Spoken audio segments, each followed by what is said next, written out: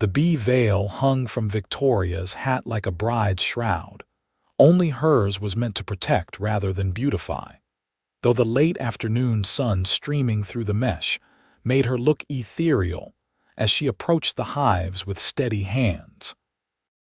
It was June of 1882 in Humboldt, Kansas, a small prairie town where most women kept to their parlors and kitchens. But Victoria Foster had never been most women. Her father had taught her the beekeeping trade before consumption took him 2 winters past, and she had continued his work with a devotion that bordered on defiance. The townspeople whispered about her, called her strange, said no respectable woman should handle such dangerous creatures, but Victoria paid them no mind as she lifted the wooden lid from the topmost hive with practiced ease. The bees rose in a golden cloud around her, their humming filling the air like a living song. She moved among them without fear, checking each frame with gentle fingers, noting the healthy brood pattern and the honey stores that would see them through the approaching autumn months. The ranch she worked on, the Sutherland property, sprawled across 300 acres of Kansas grassland, and her hives sat in a protected hollow near the creek where wildflowers bloomed in abundance. Old Mr. Sutherland had given her father permission to keep bees here years ago, and his son had honored that arrangement after the elder man died, though she rarely saw him as he spent most of his time with the cattle on the far reaches of the property. "Those things are going to kill you one day," a voice called out, startling her enough that her hand jerked slightly against a frame. Victoria turned to see a cowboy leaning against the fence post, his hat pushed back on his head, revealing dark hair dampened with sweat. She had never seen him before, which was unusual as she knew most of the ranch hands by sight if not by name. He was tall, broad-shouldered in the way of men who spent their days wrestling cattle and mending fences, and somewhere in his mid-20s if she had to guess. A dusty trail coat hung open over his shirt and his boots were worn but well-maintained. "They won't," Victoria replied calmly, turning back to her work. "Not if you know what you are doing. And you do know what you are doing." There was curiosity in his voice rather than mockery, which she appreciated. "I have been keeping bees since I was 12 years old. I am 23 now. That is 11 years without dying, so I would say yes, I know what I am doing." She carefully replaced the frame and moved to the next hive. The cowboy pushed off from the fence and walked closer, though he kept a respectful distance from the hives. "Name is Tyler Sutherland. I am the youngest son, just got back from driving cattle up to Dodge City. Been gone near about 3 months." Victoria had heard of him, though they had never crossed paths. The Sutherland family had 3 sons, and Tyler was indeed the youngest, the one who had gone off to learn the cattle trade rather than stay home to help manage the ranch. She glanced at him through her veil, taking in the intelligent gray eyes and the way he watched her hands move among the bees with fascination rather than fear. "Victoria Foster, I rent this land from your family for my hives. I know who you are. My brother mentioned you. Said you make the best honey in 3 counties." Tyler stepped a bit closer and several bees began investigating him, landing on his shirt sleeve. To his credit, he did not flinch or swat at them. "They really do not bother you. Why would they? I am not a threat to them. I take only what they can spare, and in return, I give them care and protection. It is an arrangement built on respect." She finished with the second hive and moved to the third, her movements fluid and confident. Tyler was silent for a moment, watching her work. The bees crawled over her gloved hands across the front of her dress, unbothered by her presence. "I broke my arm last winter," he said suddenly. "Horse threw me during an ice storm. Bone came right through the skin." Victoria paused, looking at him through the mesh. "That must have been terribly painful." "It was. Still aches sometimes when the weather turns, The doctor said it, but it healed crooked. See? He held out his right forearm, and even through his shirt sleeve she could see the slight misalignment. I am afraid of it breaking again. Afraid of that kind of pain. Afraid I will not be able to do my work if it happens a second time. What does that have to do with my bees? Victoria asked, though something in her chest tightened at the vulnerability in his admission. Tyler met her eyes through the veil. Just that everyone is afraid of something, I suppose. You do not seem afraid of anything. That is not true. I am afraid of plenty of things. Victoria lifted another frame, examining the capped honey cells. I am afraid of failing, of losing my livelihood, of becoming dependent on charity. I am afraid of harsh winters and diseases that can wipe out entire hives. Fear does not mean inaction, Mr. Sutherland. It means moving forward despite the trembling. Tyler, he corrected. Just Tyler is fine.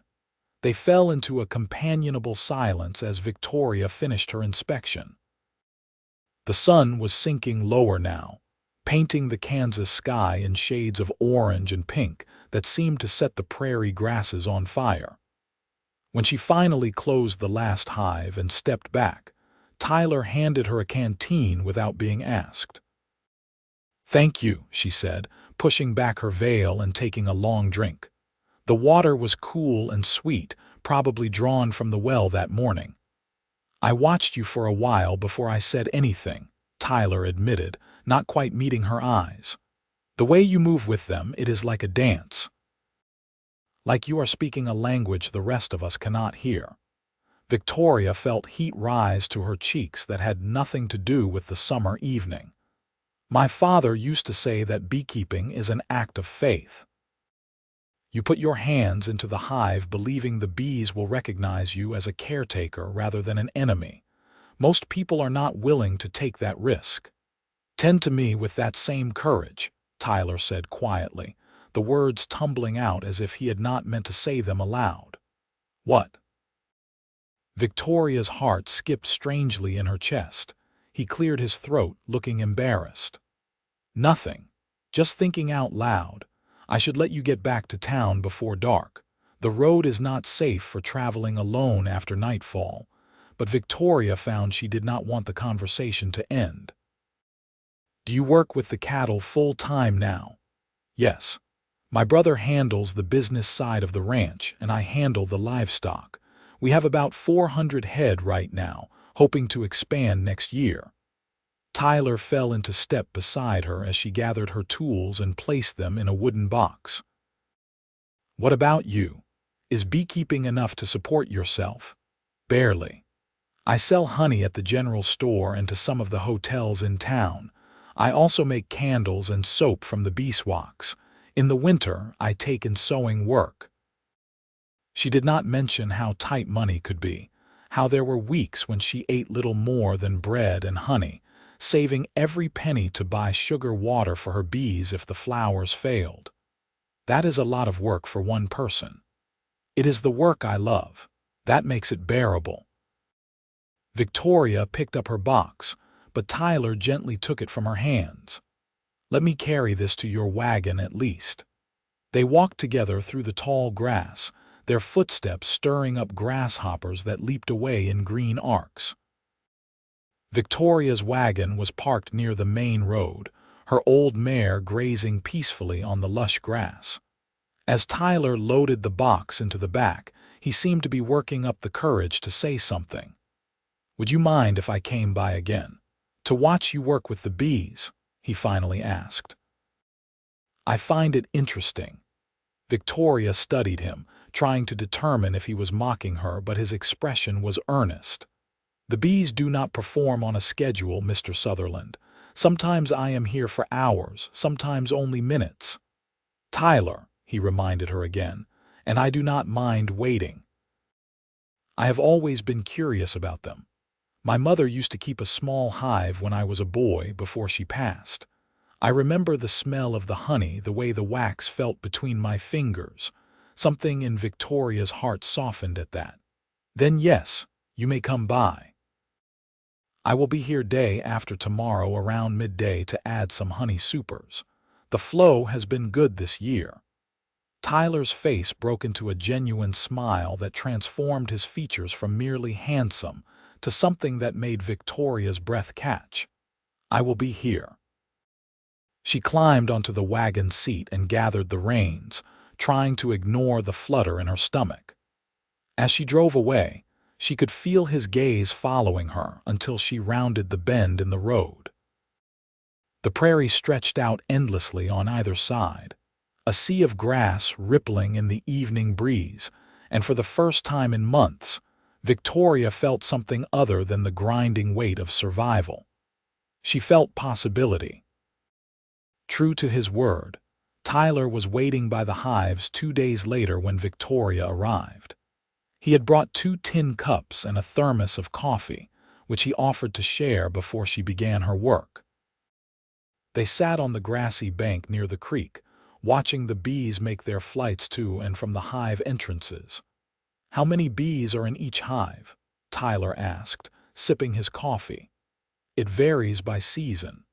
Right now, at the height of summer, probably 50,000 or more in each strong colony." Victoria wrapped her hands around the warm cup, enjoying the rich smell of the coffee. It was better than anything she could afford to buy for herself. Tyler nearly choked on his drink. 50,000 in each box, give or take. The queen can lay up to 2,000 eggs a day during peak season. Each worker bee only lives about 6 weeks in summer, so the population is constantly turning over. She pointed to the entrance of the nearest hive, where bees were landing with their legs thick with orange pollen. "See those ones? They have been visiting the wild bergamot that grows along the creek. The pollen is almost rust-colored. You can tell where they have been just by looking. With some flowers, yes. Dandelion pollen is bright yellow, clover is lighter, almost cream-colored. You learn to read the signs." Victoria stood and brushed off her skirt. "I should get started. The day is only going to get hotter." She donned her veil and gloves, then began the process of adding the wooden frames called honey supers to the top of each hive. These would give the bees more room to store honey, which she would harvest in late summer. Tyler watched from a safe distance at first, but gradually moved closer, drawn by curiosity. "Can I help?" he asked. Victoria hesitated. "Have you ever been stung?" "Plenty of times as a kid." "I am not allergic if that is what you are asking. The veil is more for peace of mind than necessity, but I only have one." She considered for a moment, then made a decision that surprised her. "Come here. Move slowly and do not swat at them." Tyler approached carefully, his eyes on the cloud of bees swirling around the open hive. Victoria handed him an empty super. "Hold this while I transfer some frames from below. They are getting crowded, so we need to give them room to expand upward." His hands were steady as he took the wooden box, though she could see the tension in his shoulders. A bee landed on his neck, crawling toward his collar, and he held perfectly still. "Just breathe," Victoria said softly. "You are doing fine. She is just investigating." "It is a she." His voice was strained but controlled. "All the workers are female. The males, the drones, do not have stingers. They exist only to mate with queens from other hives." Victoria carefully lifted a frame heavy with capped honey and placed it in the super he held. "The male bees will be kicked out of the hive come autumn. They cannot survive the winter." Seems harsh. Seems practical. The colony cannot afford to feed members who do not contribute to survival. She lifted another frame, her movements practiced and sure. Nature is not sentimental. They worked together in companionable silence, and Victoria found herself acutely aware of Tyler's presence. The way his breath quickened slightly when bees landed on his hands, the concentration on his face as he held the frame steady for her. When they finished with the first hive, he was grinning. "That was remarkable," he said. I could feel the warmth coming from inside the hive, and the smell, it is like flowers and honey and something else I cannot quite name. Propolis, Victoria supplied. Bee glue. They make it from tree resin and use it to seal cracks in the hive. It has a distinctive scent, almost spicy. They moved to the second hive, and this time Tyler needed less direction. By the third hive, he was anticipating what she needed before she asked, handing her the smoker when she reached for it, holding frames at the right angle without being told. Victoria found herself relaxing in a way she rarely did, even around people she had known for years. "You are a quick study," she said as they closed up the final hive. "I have a good teacher." Tyler pulled off his hat and wiped his forehead with his sleeve. His face was flushed from the heat and exertion, his hair sticking up in all directions. "I have been thinking about what you said the other day, about fear and courage." Victoria removed her veil, shaking out her hair. It had come loose from its pins, falling around her shoulders in waves the color of dark honey. "What about it?" "I think I have been letting fear make too many of my decisions lately. Fear of failure, fear of not living up to my father's memory, fear of not being as good as my older brother at running the ranch." He turned the hat in his hands, not looking at her. "Fear of being alone." The vulnerability in his words struck something deep in Victoria's chest. "You are not alone. You have your family, the ranch hands. That is not the same as having someone who really sees you, someone who knows your fears and chooses to stay anyway." Now he did look at her, his gray eyes intense. "Someone who tends to you with courage." Victoria's heart was beating so hard she was certain he could hear it. "Tyler, I am not sure what you are asking." "I am not entirely sure either," he admitted with a self-deprecating laugh. "I just know that I have thought about you every day since we met. The way you move among those bees without hesitation, the way you talk about your work with such passion. I want to know everything about you, Victoria Foster. I want to learn your fears and your dreams and what makes you laugh." "I barely know you," she said, but her voice was soft, not dismissive. "Then let me remedy that. Have dinner with me. Come to the ranch house tomorrow evening. My brother and his wife would love to meet you properly." He stepped closer, close enough that she could see the flecks of blue in his gray eyes. "Please." Victoria knew she should be cautious. She had built a careful, solitary life since her father died, one where she depended on no one and disappointed no one. Letting someone in meant risking that carefully constructed peace. But when she looked at Tyler, at the hope and nervousness in his expression, she found herself wanting to take that risk. "What time should I arrive?" The smile that broke across his face was like sunrise. 6 o'clock. I will make sure cook prepares something special." That night, Victoria lay in her small room above the general store where she rented a space, unable to sleep. The practical part of her brain warned that she was being foolish, that a cowboy like Tyler Sutherland could have his pick of any woman in Humboldt. But the part of her that had felt something spark to life when he looked at her, that part insisted she show the same courage with her heart that she showed with her bees. She arrived at the Sutherland ranch house the next evening wearing her best dress, a deep green cotton that brought out the gold in her hazel eyes. Her hair was pinned up properly, and she had even borrowed a shawl from Mrs. Patterson at the boarding house. The ranch house was larger than she had expected, a sprawling 2-story structure with a wide porch that wrapped around 3 sides. Lanterns glowed in the windows, warm and welcoming against the darkening prairie sky. Tyler met her at the door, and the look on his face when he saw her made the effort worthwhile.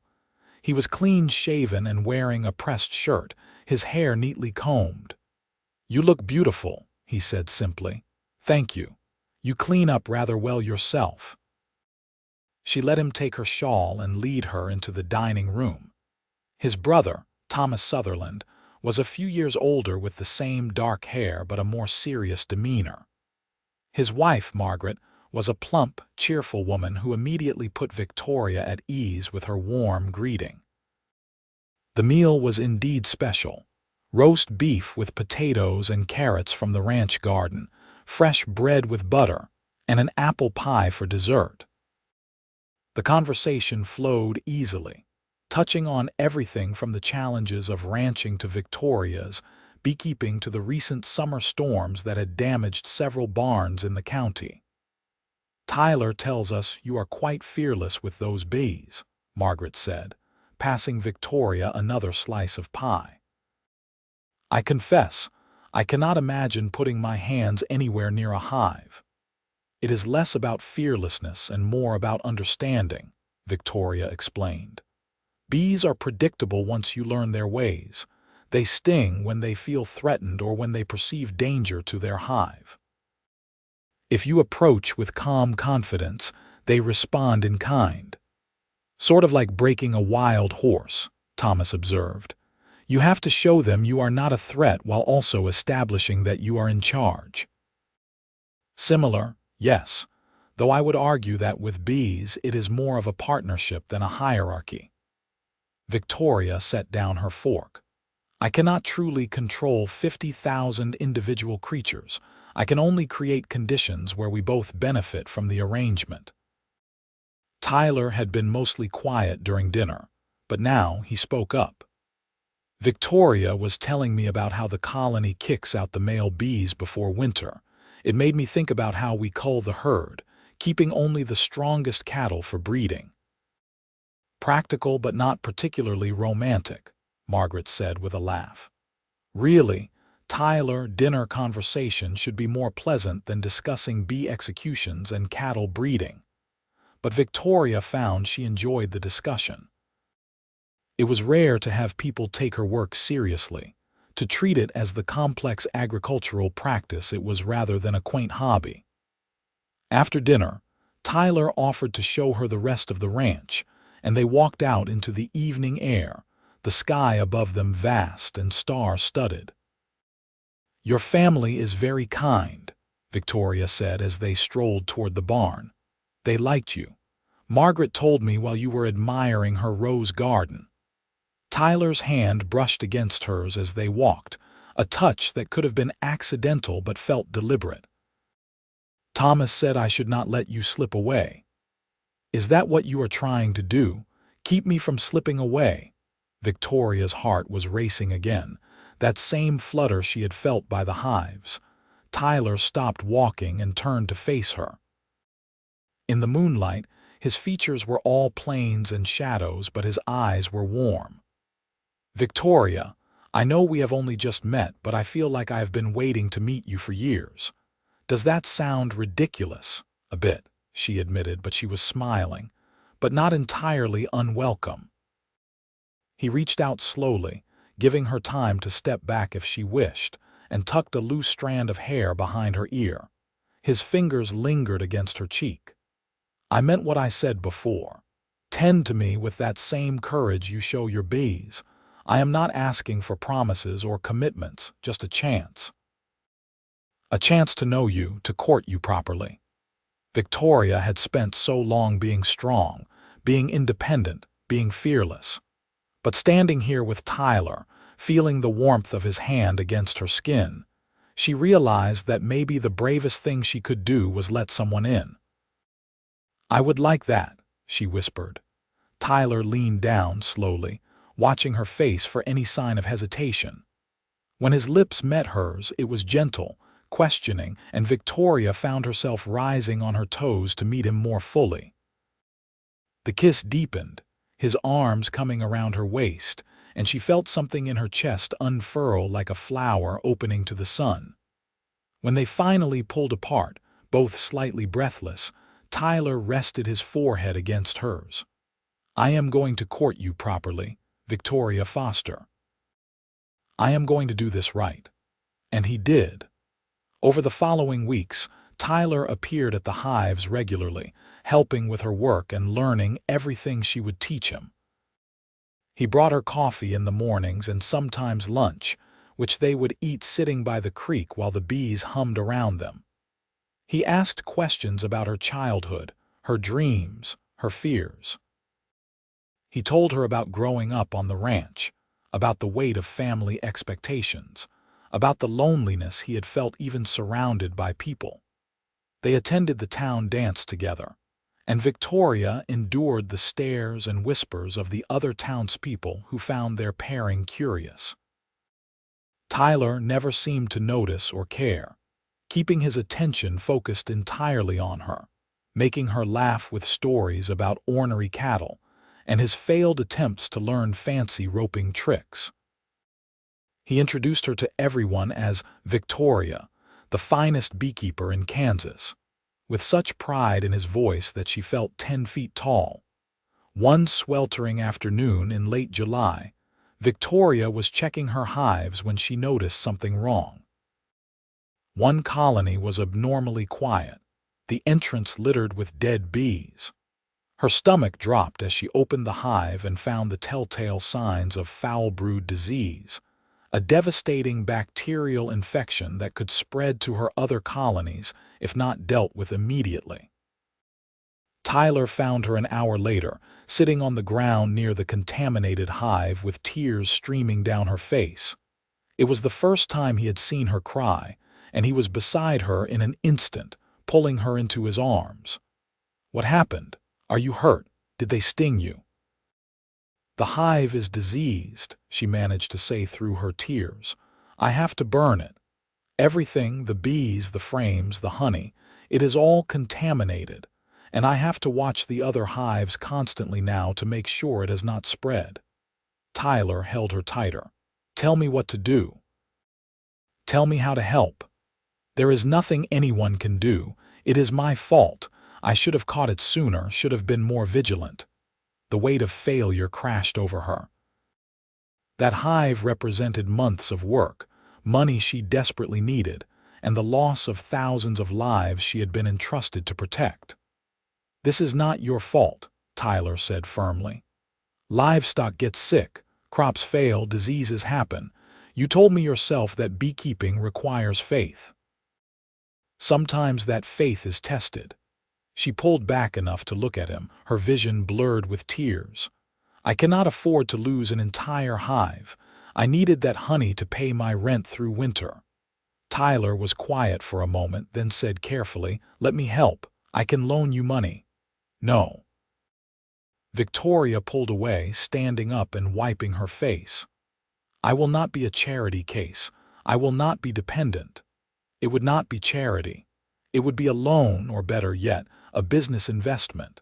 Thomas and I have been talking about selling honey at the ranch store for visitors. We could pay you a fair price for wholesale honey, guarantee you a steady income." He stood as well, his expression earnest.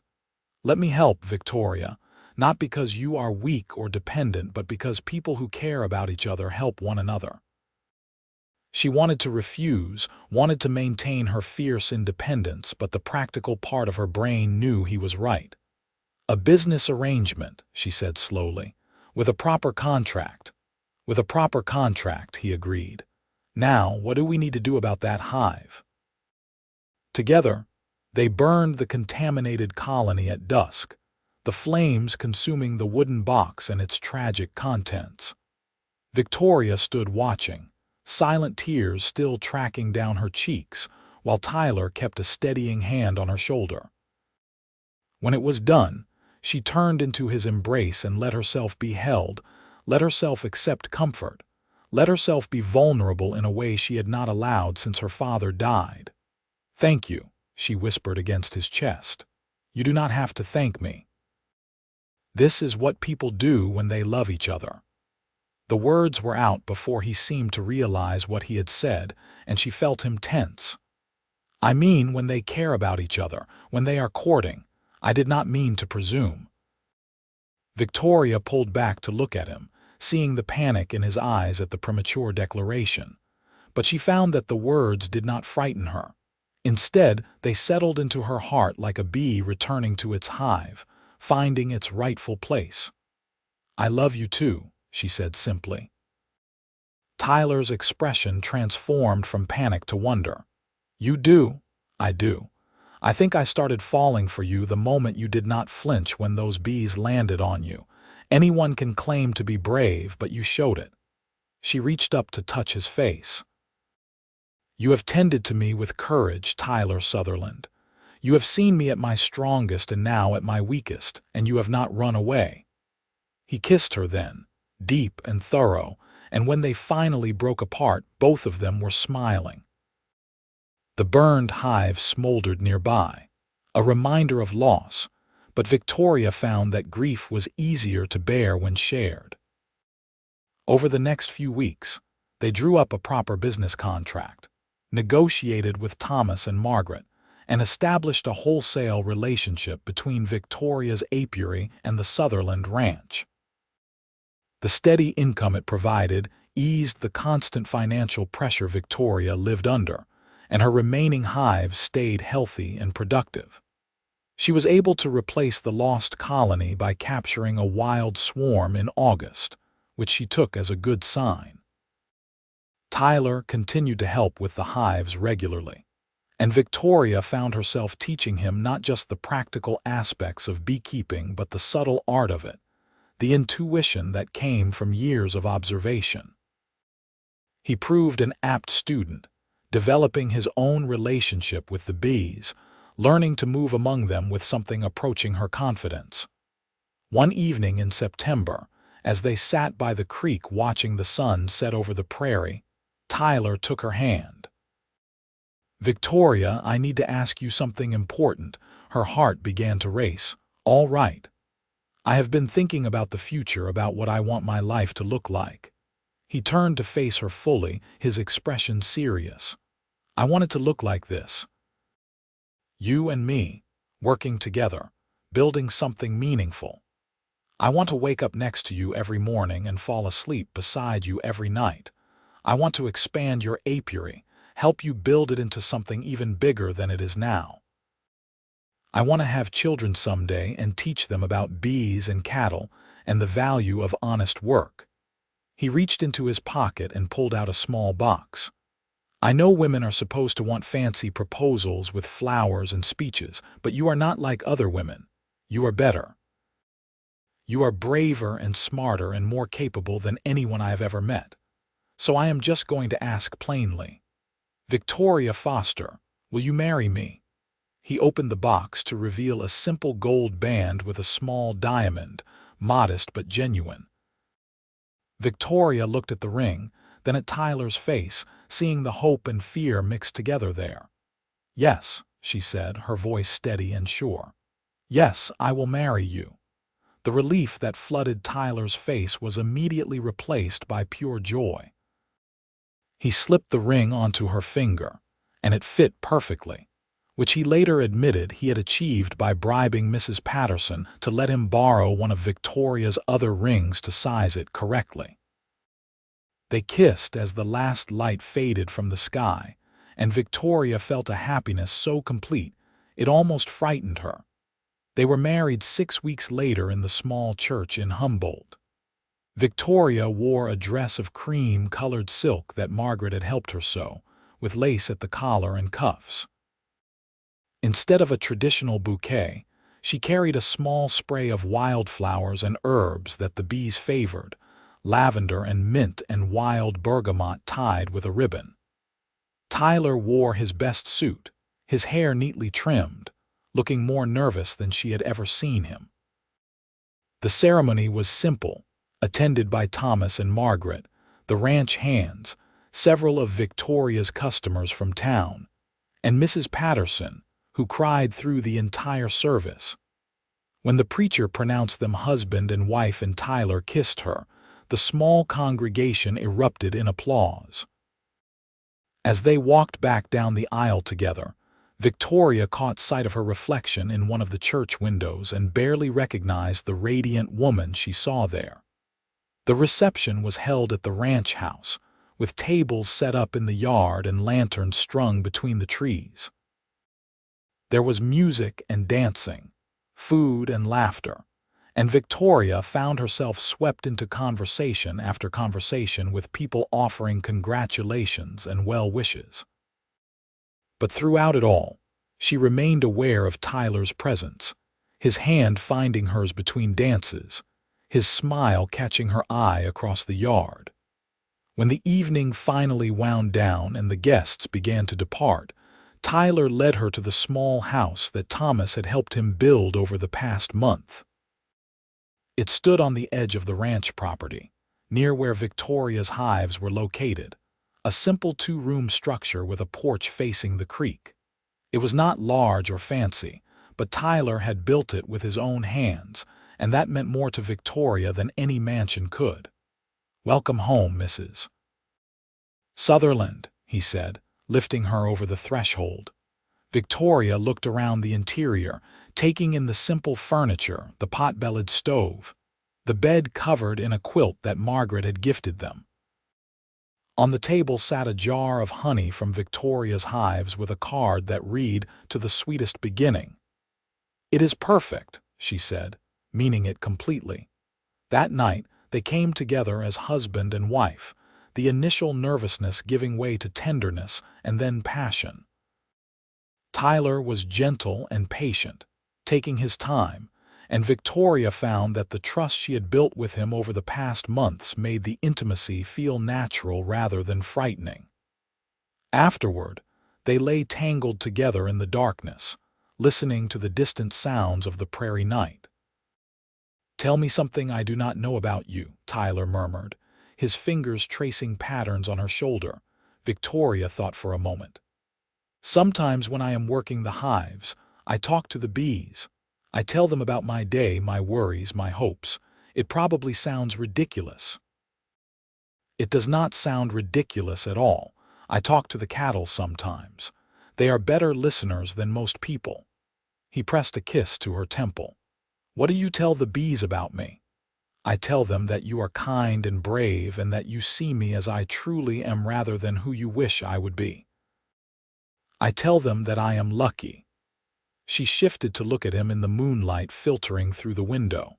"What do you tell the cattle about me?" "That I am going to marry the most remarkable woman in Kansas. That I am terrified of disappointing her but determined to try anyway." His hand cupped her face. "That I love her more than I knew it was possible to love anyone." They made love again, slower this time, learning the landscape of each other's bodies, and when Victoria finally fell asleep, it was with a sense of peace she had not known she was missing. Their first year of marriage was an adjustment, as all first years are. Victoria had been independent for so long that sharing space, sharing decisions, sharing her life took conscious effort. Tyler was patient with her need for solitude when she was working the hives, and she learned to appreciate having someone to share meals with, to discuss the day's events with, to simply exist beside. The apiary grew. With Tyler's help, Victoria expanded from 5 hives to 10, then to 15.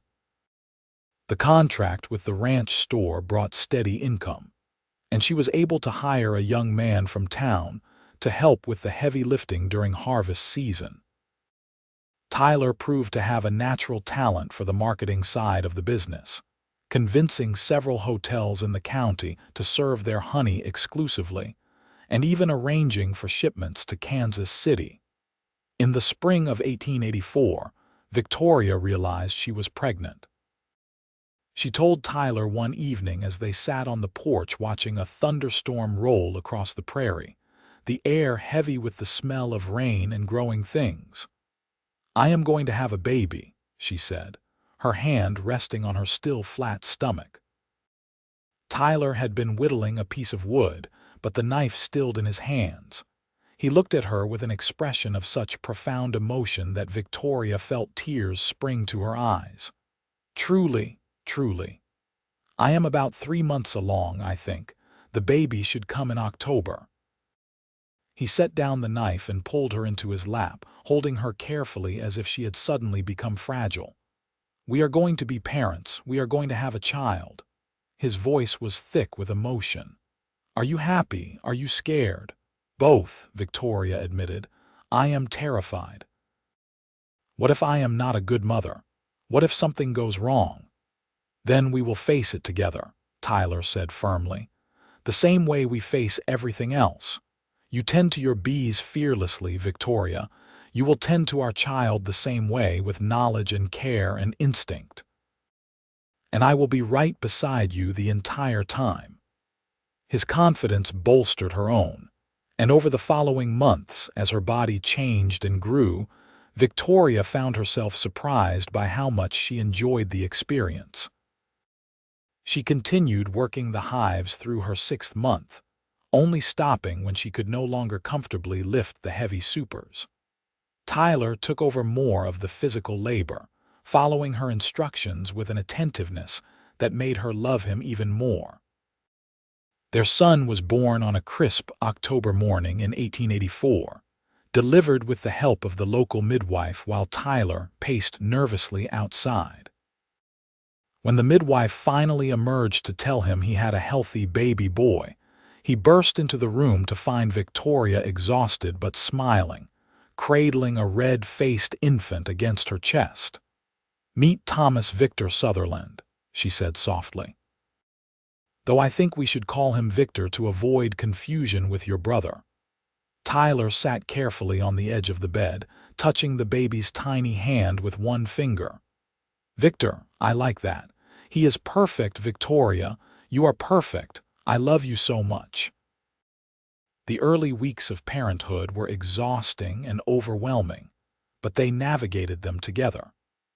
Tyler proved to be a devoted father, walking the floor with Victor during the long nights, changing diapers without complaint, and looking at his son with such wonder that it made Victoria's heart ache. She had not known it was possible to love Tyler more than she already did, but watching him with their baby unlocked a deeper level of emotion she had not known existed. As Victor grew, so did their lives and their business. The apiary expanded to 25 hives, and Victoria took on an apprentice, a young woman named Sarah, who was as fascinated by bees as Victoria herself. Tyler taught his son to ride almost as soon as the boy could walk, and Victor would sit in front of his father on the saddle, squealing with delight as they toured the ranch property. When Victor was 3 years old, Victoria became pregnant again. This time, the pregnancy was harder, and she spent the last 2 months mostly resting, frustrated by her body's limitations. Their second child, a daughter they named Rose Margaret Sutherland, was born in the spring of 1888, smaller than her brother but with a powerful set of lungs and her mother's hazel eyes. "Now we have our own little hive," Tyler joked, holding Rose while Victor climbed into bed beside Victoria. "A queen and her worker bees. I think in this analogy, you are the queen," Victoria said with a tired laugh. "You are the one who holds everything together." "No, that is definitely you. I am just a drone who got lucky enough not to be kicked out before winter." Their life settled into a rhythm that was both ordinary and extraordinary. The ranch prospered, the apiary thrived, and their children grew healthy and strong. Victor showed an early aptitude for working with animals, spending hours helping his father with the cattle and learning to handle horses with confidence. Rose, meanwhile, was drawn to the bees from the moment she was old enough to toddle after her mother, showing no fear of the insects that others found terrifying. By the time Victor was 8 and Rose was 5, Victoria had trained her daughter to help with basic hive inspections. The sight of Rose, tiny in an oversized bee veil, carefully holding a frame while Victoria explained the difference between worker cells and drone cells, filled Tyler with a profound sense of gratitude. This was the life he had hoped for, the family he had dreamed of building with Victoria. But life, as it always does, brought challenges alongside the joys.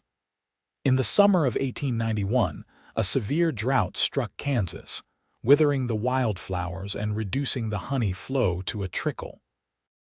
Victoria worked desperately to keep her colonies alive, feeding them sugar water and moving hives to locations where a few hardy flowers still bloomed. Several colonies did not survive, and the financial strain was significant. Tyler took on extra work, driving cattle to market himself rather than hiring it out, and Margaret helped by buying more honey than the ranch store could reasonably sell, simply to help them through the lean time. It was a difficult summer, hot and dusty and discouraging, but they survived it together. "I hate feeling helpless," Victoria confessed one night as they lay in bed, too hot to sleep. "I hate watching my bees struggle and knowing there is so little I can do." "You are doing everything possible," Tyler assured her. "Sometimes the weather does not cooperate. Sometimes nature defeats even the best planning. That does not mean you have failed. It feels like failure." "Then we fail together," he said simply, "and we get up tomorrow and try again." The drought finally broke in September, and the autumn rains brought a late bloom of wildflowers that allowed the bees to build up some stores before winter.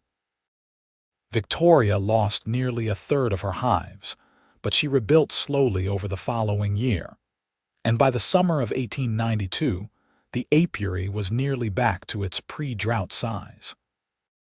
On their 10-year wedding anniversary, Tyler took Victoria back to the spot by the creek where he had first watched her work the hives. The children were spending the night with Thomas and Margaret, giving them a rare evening alone.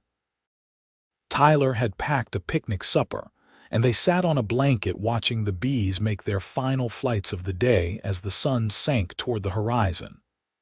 "You remember the first time we met?" Tyler asked, pouring her a glass of wine from a bottle he had been saving for a special occasion. "Of course, you told me the bees were going to kill me one day." Victoria accepted the glass with a smile. "I was an idiot, though to be fair, watching you work was genuinely terrifying until I understood what you were doing." He clinked his glass against hers. 10 years. It seems like yesterday and like forever ago at the same time. "I know what you mean. Sometimes I can barely remember what my life was like before you." Victoria leaned against his shoulder. "It was lonelier, quieter, smaller in some indefinable way." "I told you once that everyone is afraid of something," Tyler said. "Do you remember?" "Yes. You were afraid of breaking your arm again, afraid of pain." "I am not anymore, or rather, I am afraid of different things now. I am afraid of losing you, of something happening to the children, of not living up to the life we have built together." He set down his glass and turned to face her.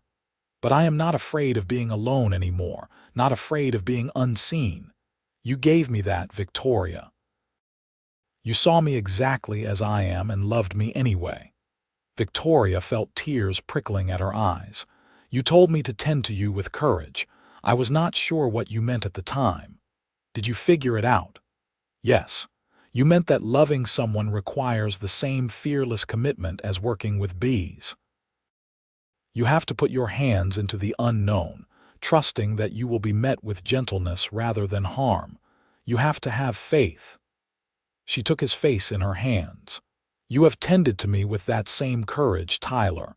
You have never asked me to be anything other than exactly who I am." They kissed as the last light faded from the sky, and later, they made love under the stars with the sound of the creek burbling nearby and the distant hum of the hives a gentle backdrop. It felt like a renewal of vows, a recommitment to the partnership they had forged over 10 years of shared work and shared dreams. As the 1890s progressed, their lives continued to evolve. Victor grew into a capable young man who showed every sign of becoming as good a cattleman as his father. Rose remained fascinated by the bees, and Victoria began teaching her daughter the deeper complexities of beekeeping, passing on the knowledge her own father had given her. In 1896, When Victoria was 37 and Tyler was 39, they welcomed their third and final child, a boy they named James Foster Sutherland, after Victoria's father. James was a surprise, coming more than 8 years after Rose, but he was a welcome one. He proved to be a curious, thoughtful child who seemed equally drawn to both the cattle and the bees, content to spend hours watching either without getting bored. By this time, the apiary had grown to 40 hives, making it one of the largest honey operations in the region. Victoria had published several articles in agricultural journals about her methods, and people sometimes traveled considerable distances to learn from her. One afternoon in the spring of 1899, Victoria was working in the apiary with 14-year-old Rose when a well-dressed woman arrived in a fancy carriage. She introduced herself as Catherine Mitchell from the Kansas State Agricultural College in Manhattan, Kansas, and explained that she was researching women's contributions to agriculture. "I have been hearing about your operation for years, Mrs. Sutherland," Catherine said, watching Rose carefully remove a frame from a hive with practiced hands. "A woman running one of the most successful apiaries in the state, training other women in the trade. It is exactly the sort of story I want to document." Victoria was uncomfortable with the attention at first, but Tyler encouraged her to participate. Over several visits, Catherine interviewed both Victoria and Tyler about how they ran the business, how they balanced family and work, and what advice they would give to other women interested in beekeeping. The resulting article, published in the college's agricultural bulletin in the fall of 1899, brought unexpected attention. Victoria began receiving letters from women across Kansas and neighboring states, asking for advice on starting their own apiaries. Some even traveled to Humboldt to apprentice with her for a few weeks, and Victoria found herself becoming something of a mentor and advocate for women in agriculture. "You are becoming famous," Tyler teased one evening as she sorted through a new batch of correspondence.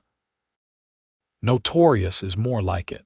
Half these letters are from men telling me I am setting a bad example by working outside the home." Victoria tossed one particularly vitriolic letter aside, "as if I have not been doing this for nearly 30 years. "You are setting an example," Tyler said seriously. "You are showing people that women can run successful agricultural businesses, that they can contribute meaningfully to their families' incomes, that they can be both mothers and businesswomen." He pulled her into his lap. "You are extraordinary, Victoria Sutherland, and you always have been." Their children grew. Victor married a rancher's daughter from a neighboring county in 1901, and they settled on a piece of land that Thomas helped them purchase, starting their own small herd. Rose, to no one's surprise, asked for a portion of the apiary for her 18th birthday in 1903, wanting to establish her own honey business. Victoria gifted her 10 hives and helped her daughter set up her first independent operation. James, meanwhile, announced at age 11 that he wanted to be a veterinarian, a relatively new profession that required formal education. It would mean sending him away to school eventually, but both Victoria and Tyler supported his dream. In the summer of 1904, Tyler and Victoria celebrated their 20th wedding anniversary. Victor and his wife had given them 2 grandchildren by then, and Rose was courting a young man who worked at the bank in town. The anniversary celebration was held at the original ranch house, with 3 generations of Sutherlands gathered together along with friends from town and neighboring ranches. As Victoria looked around at the crowd, at the life she and Tyler had built together, she felt a profound sense of gratitude. The girl who had tended her bees alone, determined never to need anyone, had become a woman surrounded by love and connection. And at the center of it all was Tyler, his gray hair now touched with silver, his face lined from years of sun and wind, looking at her with the same wonder he had shown that first day by the hives. "What are you thinking?" he asked, coming to stand beside her as the party continued around them.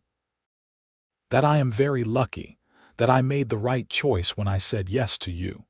She took his hand. "That I am grateful for every day we have had together, even the hard days, the drought years and the failed harvests and the times when we wanted to strangle each other." His eyes crinkled with humor. "Especially those days. Those are the ones that proved we could weather anything together." Victoria squeezed his hand. "You told me once to tend to you with courage. I think we have tended to each other that way, do you not?" "I do." Tyler pulled her close, not caring that people were watching. "I love you, Victoria. I have loved you for 20 years, and I will love you for 20 more if we are blessed with them." They were indeed blessed.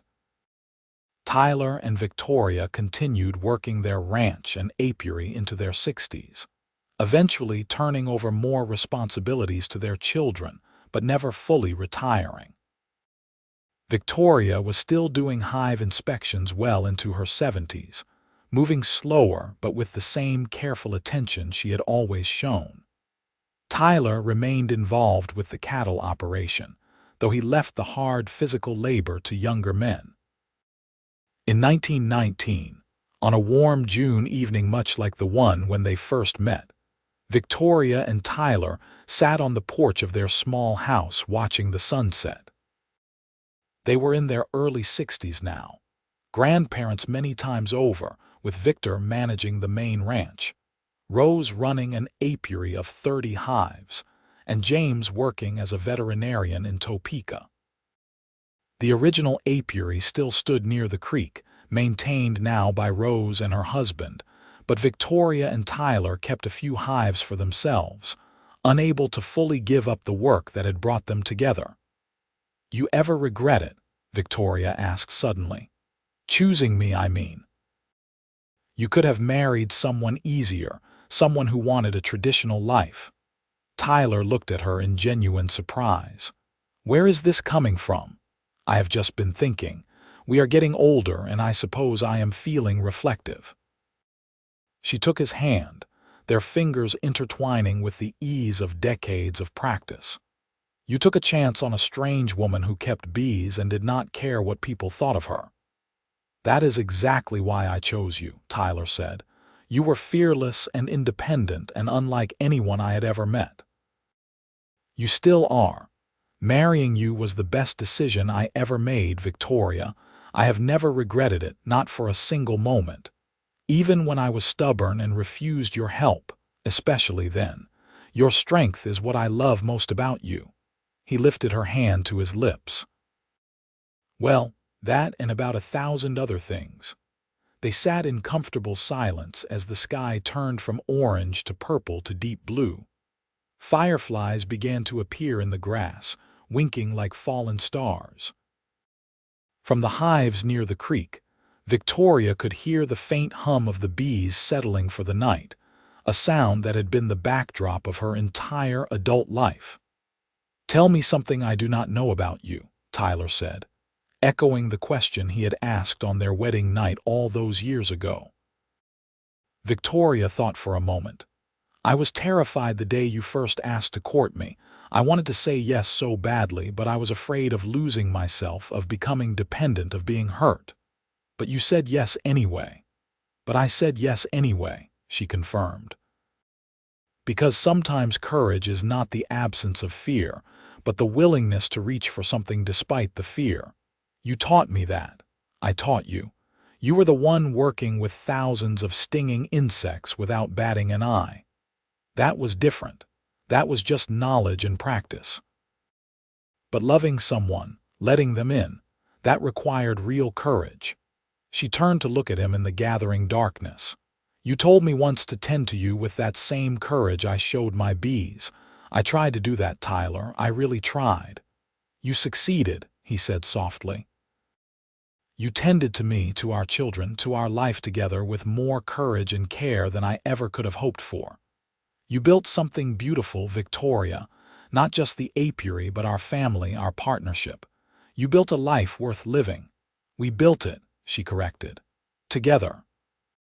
As the stars emerged overhead, they remained on the porch, hands clasped, hearts intertwined as thoroughly as their lives had become. Two people who had started as strangers brought together by bees and courage and a willingness to take a chance on love. They had faced droughts and diseases, financial struggles and family challenges, the everyday difficulties of building a life together. But they had faced all of it side by side, tending to each other with the same fearless devotion Victoria had always shown her bees. In the distance, one of their grandchildren laughed, the sound carrying clear across the prairie evening. A bee landed briefly on Victoria's hand, investigating, then flew off into the dusk. Tyler's thumb traced circles on her palm, a gesture of affection worn smooth by decades of repetition. "I love you," Victoria said, the words as true and necessary as they had been the first time she said them nearly 40 years ago. "I love you too," Tyler replied. "Yesterday, today, and all the tomorrows we have left." They sat together as the night deepened around them. Two souls who had found each other across the vast prairie of possibility and chosen to build something lasting. Their story was not one of grand gestures or dramatic declarations, but of steady devotion, of showing up day after day to tend the relationship they had planted together. Like keeping bees, it required knowledge and patience, courage and faith, a willingness to put your hands into the unknown, trusting you would be met with gentleness. And they were. Every single day they were. The seasons continued to turn as they always had and always would. Victor's children grew and had children of their own. Rose expanded her apiary and became known throughout Kansas as a master beekeeper. James wrote home regularly from Topeka, where his veterinary practice thrived. The Sutherland ranch prospered under Victor's management, and the honey business that Victoria had built from 5 hives continued to grow under Rose's careful stewardship. In 1925, Tyler and Victoria celebrated their 40th wedding anniversary surrounded by children, grandchildren, and great-grandchildren. The celebration was smaller than their 20th, as both of them were in their late 60s now and tired more easily, but it was no less joyful. They cut into a honey cake that Rose had made using honey from the very same hive line Victoria had started more than 40 years earlier. An unbroken chain of queens descended from those original colonies. 40 years, Victoria marveled, looking at Tyler across the cake. His hair was completely silver now, his face deeply lined, but his eyes still held the same warmth they had on their wedding day. 40 years, he agreed, and I would do it all again in a heartbeat. As the years advanced, they began to slow down significantly.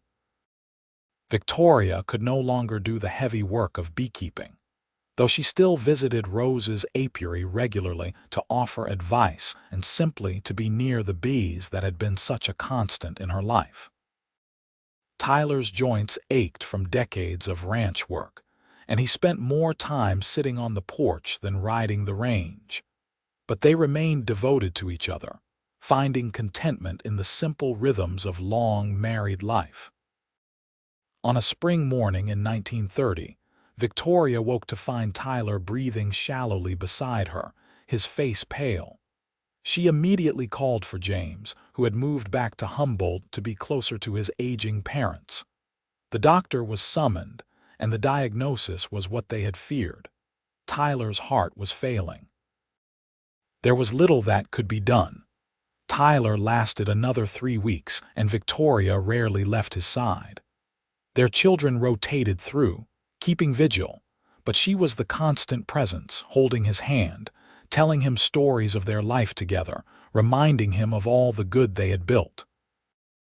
"Do not be afraid," she told him one evening as the sun set through their bedroom window. "I am right here. I am not going anywhere." "I am not afraid," Tyler said, his voice weak but certain.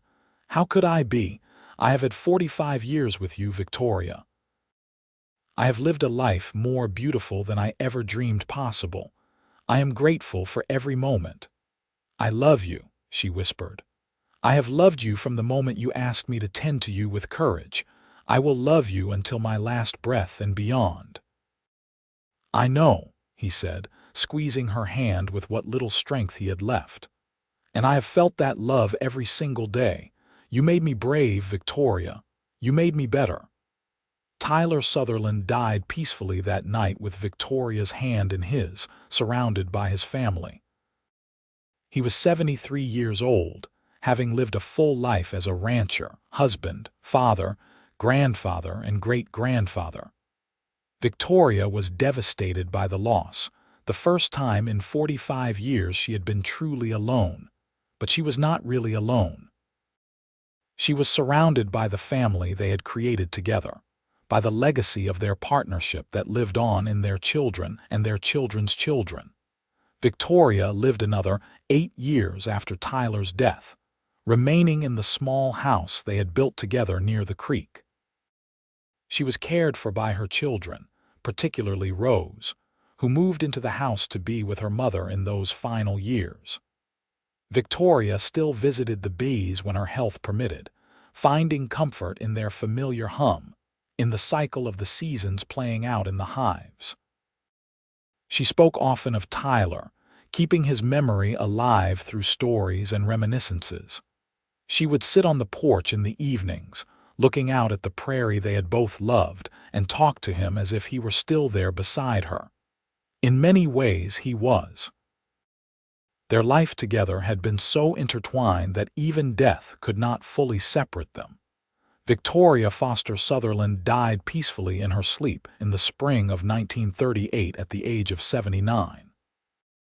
She was buried next to Tyler in the cemetery on the hill overlooking Humboldt, their graves marked by simple headstones.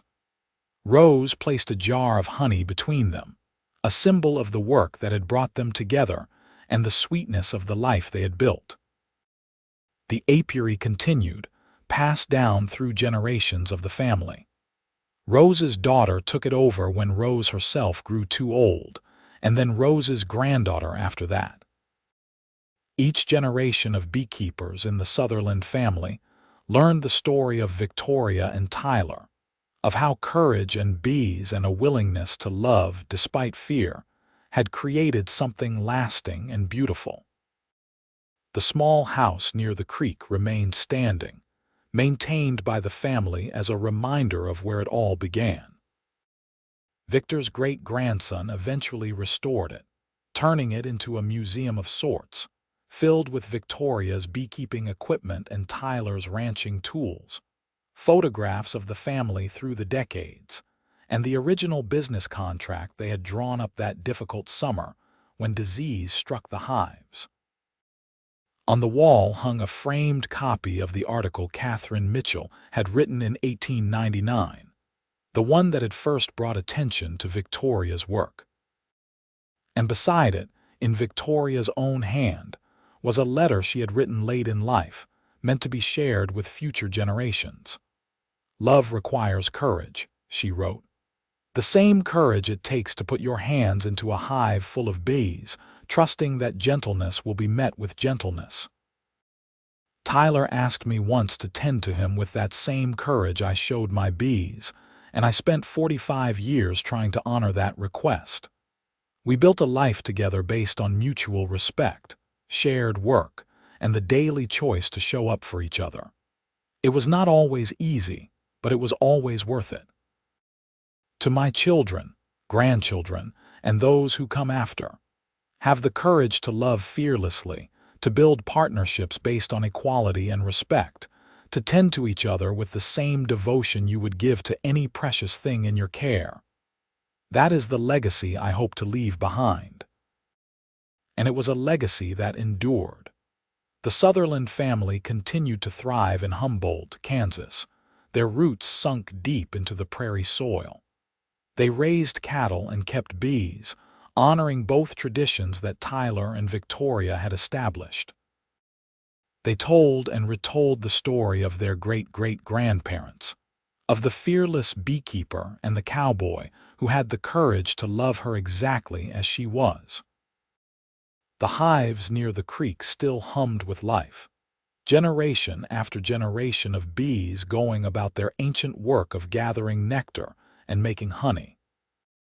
And if you visited on a quiet evening when the light was just right, you might almost imagine you could see two figures sitting on the porch of the small house, hands clasped, watching the sunset together as they had done for so many years. Two people who had chosen courage over fear, partnership over independence, love over loneliness. Their story became part of the fabric of Humboldt, told alongside other tales of pioneers and settlers who had built lives on the Kansas prairie. But it remained special because it was not a story of conquest or survival against the odds, but rather a story of two people who had found each other and chosen to build something beautiful together. It was a reminder that courage comes in many forms, that fearlessness is not the absence of fear but the willingness to act despite it, and that the most lasting legacies are often the quiet ones built on daily acts of love and devotion. The prairie grass continued to wave in the endless wind. The bees continued their work, making honey from flowers, perpetuating the cycle that had sustained Victoria and Tyler's family for generations. And somewhere in the fabric of time and memory, their love story persisted, a testament to what happens when two people meet at the right moment and have the courage to say yes to possibility, to partnership, to love. They had tended to each other with fearless devotion, and in doing so, they had created something that would outlast them both, rippling forward through time in the lives they had touched and the family they had created together.